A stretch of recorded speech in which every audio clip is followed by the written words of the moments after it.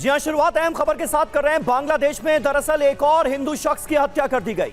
विजेंद्र बिस्वास नाम के शख्स की गोली मारकर हत्या हो गई। नोमान मियां पर हत्या का आरोप लगाए मेमनसिंह शहर में इस शख्स की हत्या की गई।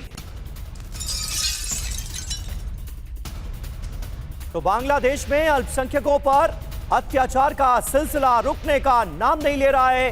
टारगेट किलिंग एक और सामने आई है। बांग्लादेश में एक और हिंदू शख्स की हत्या कर दी गई।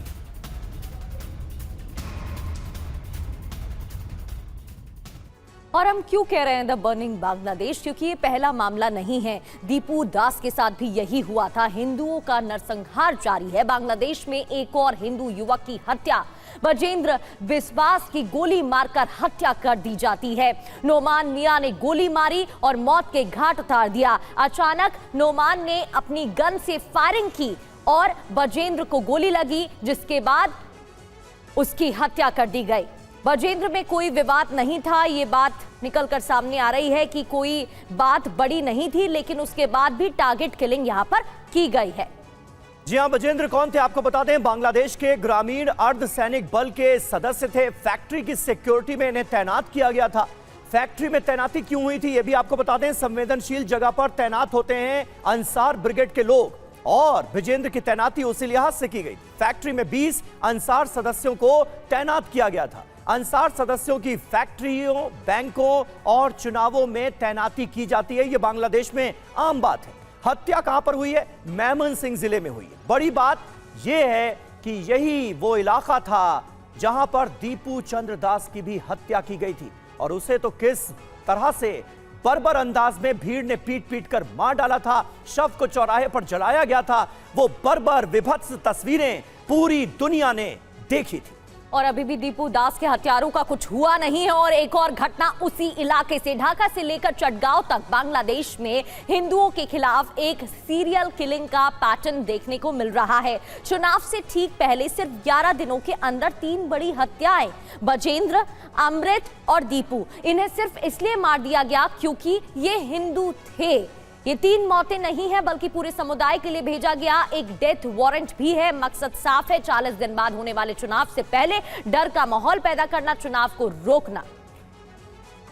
जी, और इसकी बड़ी वजह यही है कि कोई हिंदू पोलिंग बूथ तक जाने की हिम्मत ना करे। फ्री एंड फेयर इलेक्शंस की बातें क्या सिर्फ और सिर्फ दिखावा है? क्या बांग्लादेश में 1971 और 1990 का वो डरावना दौर फिर लौट आया है? क्या ढाका को अब दूसरा कश्मीर बनाने की तैयारी की जा रही है, जहां नारा एक ही है, रालिव गालिब या शालिब, धर्म बदलो, मरो या भाग जाओ? क्या ये मैसेज देते नजर आ रहे हैं बांग्लादेश के कट्टरपंथी?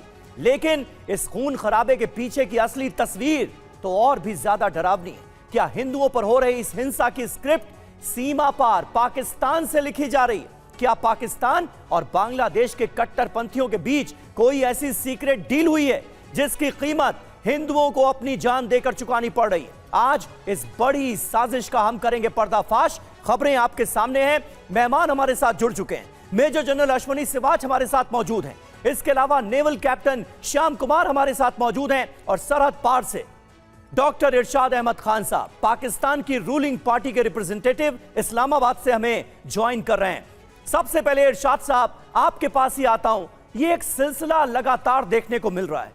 बांग्लादेश की क्या हाल हो गई, मतलब शेख हसीना का कार्यकाल आप उठाकर देख लीजिए, किस तरह से बांग्लादेश प्रोग्रेस की राह पर नजर आ रहा था, और आज कट्टरपंथियों ने इस मुल्क को क्या बनाकर रख दिया है। नाम आपके मुल्क का सामने आ रहा है, आपकी बदनाम खुफिया एजेंसी ISI का सामने आ रहा है, पाकिस्तान की सेना का सामने आ रहा है, जिसने कट्टरपंथियों से, बांग्लादेश के कट्टरपंथियों से मिली भगत कर ली है। क्या उसका अंजाम है ये? बहुत शुक्रिया समीर अब्बास, जनरल साहब, तमाम आपके पैनलिस्ट, आपकी को होस्ट।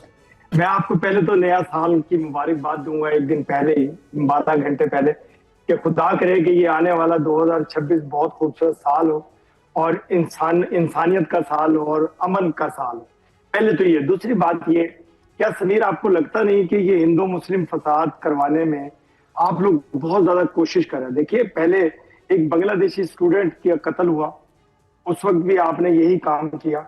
जलती पे आग का काम दिया। अभी अगर आपस की लड़ाइयों को भी आप हिंदू मुस्लिम फसाद की तरफ ले जाने की कोशिश करें, देखिए अगर हिंदू कोई कत्ल हुआ है तो वो हिंदू कत्ल नहीं हुआ है, एक इंसान कत्ल हुआ है, एक इंसानियत मरी है। देखिए आपकी कोशिश ये होनी चाहिए कि अगर कहीं कोई इस तरह का वायलेंस हो रहा है उसका पहले सदेबाब करना चाहिए, हमें देखना चाहिए कि इसके महर्रिकात क्या है, क्यों ऐसा हो रहा है और कौन लोग इसके पीछे हैं, उनको पकड़ना चाहिए, ना कि यही तो देखा जा रहा है कि क्यों ऐसा हो रहा है।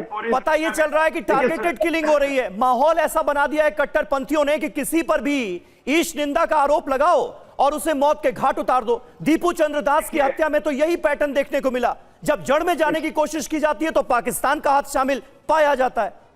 देखिए मैं ये कहूंगा, अर्ज करूंगा कि पहले जो बांग्लादेशी स्टूडेंट कत्ल हुआ, क्या वो भी यही काम था? आज ये कत्ल हुआ, क्या ये भी यही काम है? देखें उनका इलेक्शन होने दें, उनकी हुकूमत बनने दें, उनके मुल्क में अमन होने दें। इस वक्त हुकूमत कोई नहीं है, बुरी हुकूमत है, वहां अभी वायलेंस है उस मुल्क में। अभी देखिए उन्होंने आजादी आप मुझे ये बताइए सीधे सीधे कि पाकिस्तान का बांग्लादेश में आज की तारीख में क्या इंटरेस्ट है? आप लोग क्यों नहीं चाहते कि बांग्लादेश में फरवरी में फ्री एंड फेयर इलेक्शंस हो पाए? क्यों नहीं चाहते आप?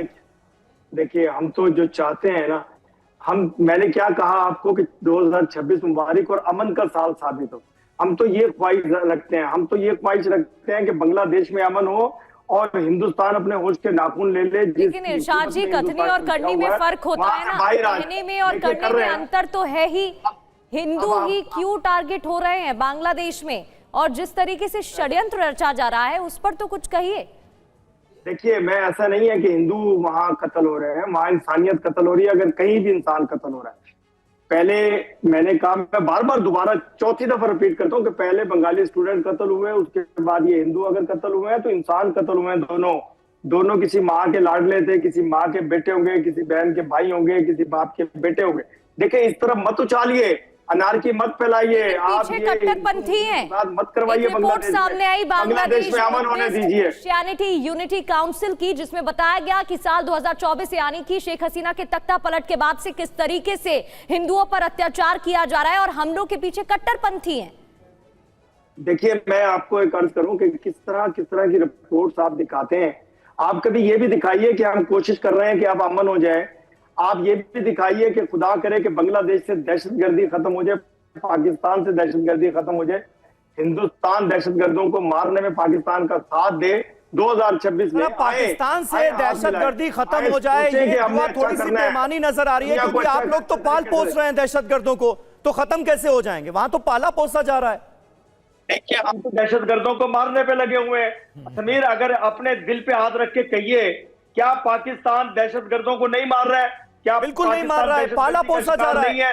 क्या पाला पोसा जा रहा है? मसूद अजहर कहां बैठा हुआ है? मसूद अजहर कहां बैठा हुआ है? हाफिज सईद कहां पर है? आपको मैं और वापस से जैश-ए मोहम्मद के ठिकाने बनाने शुरू कर दिए गए हैं पाकिस्तान में। देखिए मैं आपसे अर्ज करूं कि मसूद अजहर, हाफिज सईद, उसामा बिन लादेन यहां से वापस आइए। दुनिया में देखिए, दुनिया 2026 में कहां जाने वाली है। सर वापस कैसे आ जाएं आप लोग? क्या हो रहा है पूरी दुनिया में? आप लोग कहां अपने रुख में कोई बदलाव ला रहे हैं? आप लोग तो अभी भी पाल पोस रहे हैं उनको। मैं देखिए हाफिज सईद, मसूद अजहर, सबको आपने मस्जिदों के इमाम बनाकर रखा हुआ है, वहां पर पाला पोसा जा रहा है उनको। देखिए मैं तो आप कह रहे हैं उनको छोड़ दीजिए, उनको भूल जाइए। कैसे भूल जाएं?